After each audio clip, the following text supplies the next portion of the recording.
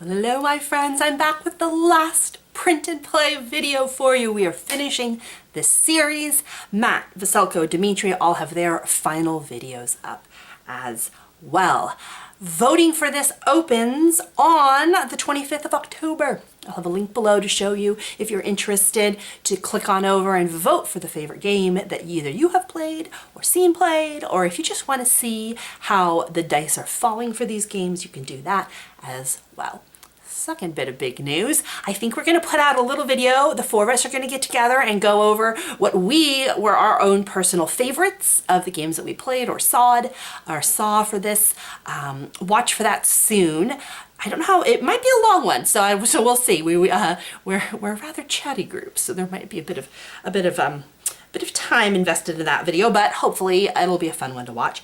And finally, I think we're going to try, after voting is over in November, I think the voting ends early November, we're going to get together and go over who won what category and what our thoughts were on that. But this is our last playthrough video.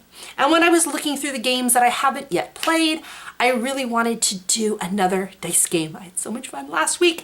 I've discovered I like dice games. This was not something I knew. I always thought of myself as being like more of a strategy person, but there's something just really lovely and fun about a simple dice checker. So I went with 9 circles.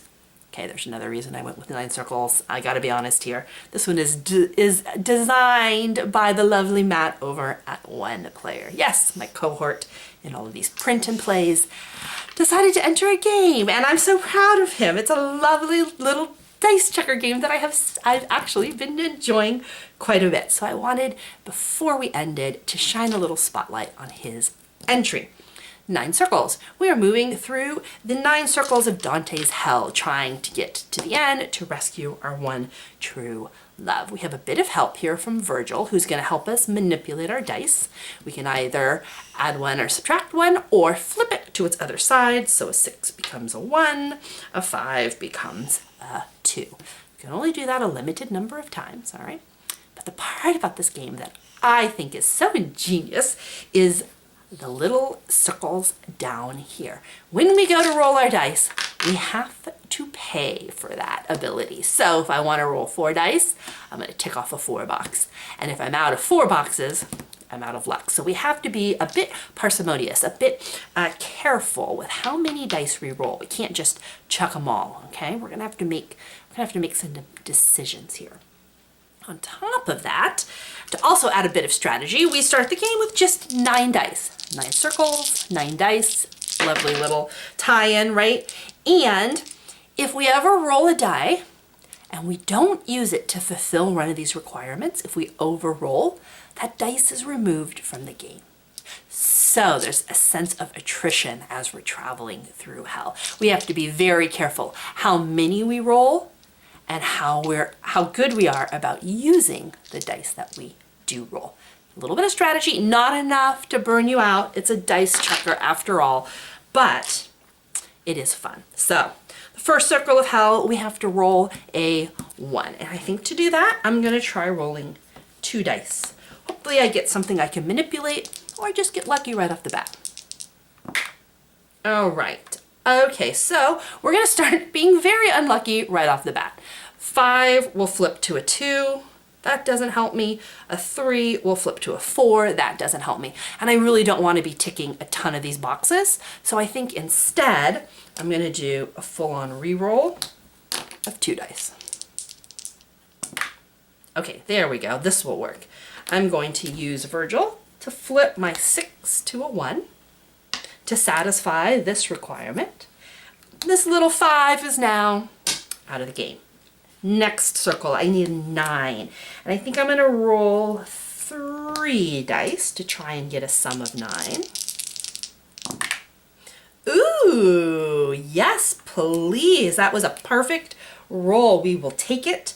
Because I'm using all 3, I'm not going to lose any of them. So they go right back to my available dice. Okay, I need 3 2s. I'm going to roll 4 for this one. I think I'm going to have to do a lot of manipulating. Or true love beckons and I respond. I'm gonna flip I'm gonna use a Virgil. He's gonna help me out to flip a 1 to a 2. Haha, look at that. Okay, we lose a dice, but that's all right. Worth, totally worth. Okay, a sum of 12. So I feel like I need more than 2 for this. Let's go for another 3. Let's go for another 3 and see what we get. E, all right. Can we flip these anyway? So I know a 1 goes to a 6, but that's too high. A 3 goes to a 4. Not quite enough. So I think what I'm gonna do is, let's save one of these. I think I'm gonna save the, let's save the 3 for now. And I'm left with 2, so I'm gonna re-roll a 2 box. I could, if I wanted to, throw in another one and re-roll a 3 box. Nah, let's just go with 2 for now. Let's just go for 2. Saving a 3. Okay, all right. 6, 7, 8, all right, but can I flip anything to help me out? If I flip to a 5, that's 8, 9, 10, 11. So that doesn't quite work. And if I flip to a 4, that's 7, 8, 9. So that also doesn't work. All right, let's add one more to this, shall we? Let's roll 3 this time and see what we get. Okay, this looks better, right? 6, 7, 8, 9, 10, 11, 12. Wait a minute, really? Yes, it is, really. Okay, so that was a good call. I honestly didn't think it was going to take that many dice to roll the 12, but it did. Okay. Double 10s. I know I'm going to need a bunch of dice for that, so let's just start off the bat with 4 of them. See what we get. Oof. All right, so I pulled 1 10. So here's the kicker. If I don't use the dice, I'm gonna lose the dice. So how many do I want to commit to getting this second 10? I guess I'll commit 1 for now. Let's commit just 1. Is that what I want to do? Okay. I don't want to lose any more dice. And let's re-roll 2. Okay, come on. Love beckons. Okay. This I can flip to a 6. That was lucky. Oh, thank you. All right, double tens. We made it. We didn't lose any dice. So this next one needs to be a run of 4 dice in ascending order, right? So I'm gonna need 4 dice. So let's just roll 4 and see what happens there. 1, 2, 3, 4. Okay. All right, what have we got? Oh my goodness. Wait, am I recording? Like, this is amazing. I'm not gonna look a gift horse in the mouth. We did it on the first roll. Wow. Okay. 3, 4, 5, 6. Oh, I have it in backwards order, but that works. Yay, we'll take it. Did I mark off a 4? I think I did. All right. The next one is 5 dice, but they can't have 5s in them. Interesting. All right. Let's start with our 4. I like these 4. These four are vibing with me. Okay, that's not bad. We have 3 that are not 5s. All right. Let's mark off singletons now because I'm kind of running out of others. So let's re-roll 1. That's going to be you, my dude. Oh, come on now. Don't be like that. Re-roll another one. Don't be like that. Thank you. And let's re-roll 1 more. Ooh, that was a lot. That was burned through a lot. Okay. Be kind. Yes. Okay.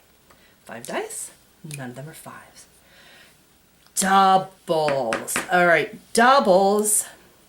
So I have doubles, and then I have 3 6s, and that's all. I have tons of Virgil. I don't have a lot of dice to roll. So I only have left for the game 1, 2, 3, 4, 5, 6, 7. Okay, all right. Doubles. Let's roll 4. That's my last 4. Okay. Let's go, guys. Just need one pair. Should I just roll 3? Because let's say if I roll a pair, I'm going to lose 2 dice. Ugh. Let's just roll 3. I changed my mind. Do over. That's why I use a erasable pen. Just 3. Okay. I don't want to lose any dice. Okay. All right, we can do this. We're going to use a Virgil. Boom. Flip this to a 2. Boom.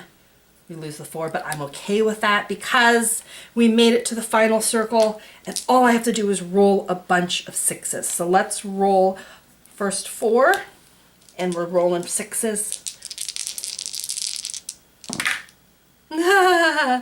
Or we can also not roll 6s. That's also a choice, but let's use a Virgil to swing this one up to a 6.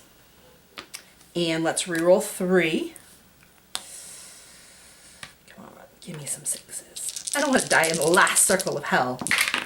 Eee, that one threw out of the box. I'm going to re-roll them. Oh, it's almost a 6. I saw it. Here it is. We're going to take a Virgil, though, and throw this to a 6. Bam, we did it. Nice. Boom, we made it out of hell. Ha! And of course, we're going to score how we did. We're going to see how many dice we have left. All right, so this dice I don't have left because I didn't use them for the 6s. So I'm going to have 5 dice left. So that's 5 points right there. And we're also going to score, let's see, plus the number of empty pips, including Virgil. So we have 1, 2, 3, 4, 5, 6, 7. Ooh, that's not bad. So we scored, wow, we did well. 7, 8, 9, 10, 11, 12. We are exalted. Paradise beckons. Beatrice's sweet embrace awaits. You have risen. True love triumphs, and we made our way through hell. Okay, not gonna lie, I don't ever roll like that. I'm telling you, rolling, there's something about dice. I need to play more dice games. This is what I've discovered. It's so much fun. It's simple. There's enough of a challenge here so that you do have to make some strategic decisions, but it's so much, why is it so rewarding when the dice fall in your favor? There's something, some feedback loop that kicks in for me that makes me just ebullient. It makes me joyous. I feel blessed by the dice gods. Now when they don't roll in your favor, that's something else. But because the game is so quick and easy that if you do get a terrible bunch of rolls, you just wipe the board clean and go again. You know, no harm, no foul. It's not like I spent 12 years setting this up and have invested 3 to 4 hours of my life. I love these quick little dice checkers. I think for me, if I ever look for a print and play that I want to do, this is what I'm going to go for, right? I wouldn't pay $26 to get this on a board with a bunch of dice. I would feel robbed, right? But the beauty of print and play is that it's free. It's a page of paper. You could keep these in like a binder, a little print and play 1-page binder that you could pull down and flip through. And with a little bit of dice or a couple of tokens, you could have just a plethora of games at your disposal without taking up a bunch of board game shelf, without taking up a bunch of money out of your wallet. This is lovely. This is brilliant. I love these games. So this was 9 Circles by 1 player.